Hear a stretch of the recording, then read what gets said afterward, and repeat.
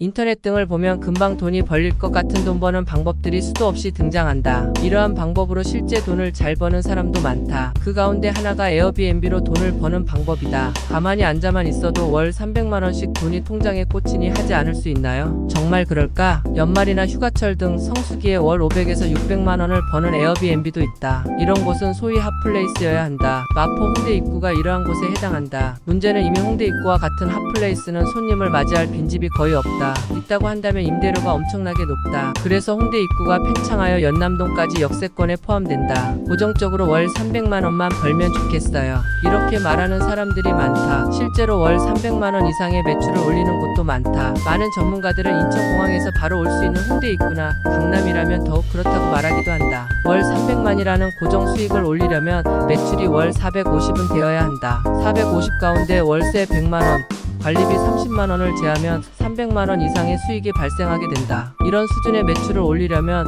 외국인의 장박장 기숙박이 많아야 한다. 외국인이 아무 곳에서나 장박을 하지는 않는다는 것도 알아야 한다. 아직 내국인에 대한 도시민박 투숙은 합법이 아니라는 점도 염두에 둬야 한다. 규제 샌드박스로 역세권에서는 외국인 투숙이 가능해져 이러한 규제가 무력화되기도 했다. 정부는 이를 조만간 합법화하려 하고 있지만 기존 숙박업계의 강력한 반발에 부딪혀 있는 상태이다. 이러한 문제점이 있음에도 불구하고 인터넷 등에서는 잘 되는 곳만 골라 방송을 하면서 금방 엄청난 부자가 될 것처럼 말하기도 한다. 현실에 맞닥뜨리면 엄청난 문제에 시달리게 된다. 에어비앤비에 외국인이 많이 투숙한다. 새롭게 에어비앤비를 연다고 해서 외국인이 투숙을 하기 위해 줄을 서 있는 것이 아님을 쉽게 알 수 있다. 내국인을 받는 것은 다소 찜찜하지만 규제 샌드박스라고 하니까 받아보겠다는 생각을 하게 된다. 그러다 불법 숙박업으로 단속을 당하기도 한다. 주부로서 반찬값이나 벌려고 에어비앤비 했어요. 월 300 이상 순수익이 통장에 꽂히니 남편 앞에서 제가 기가 살아요. 주부라도 운영하기 쉽다고 말하기도 한다. 주부니까 쉽게 이런 말에 넘어가는 것은 아닐까? 관리가 쉽다고 말한다. 인터넷이 안 된다고 하여 달려가 보았더니 선이 빠져 있더라고요. 선을 꼽으니 인터넷이 되는 거예요. 아니 이렇게 쉬운 일이? 그렇다면 이러한 숙소에서 갑자기 불이 났다고 했을 때 어떻게 대처할 것인가? 여행 온 사람들이 밤새 하는 것이 무엇일 것 같은가?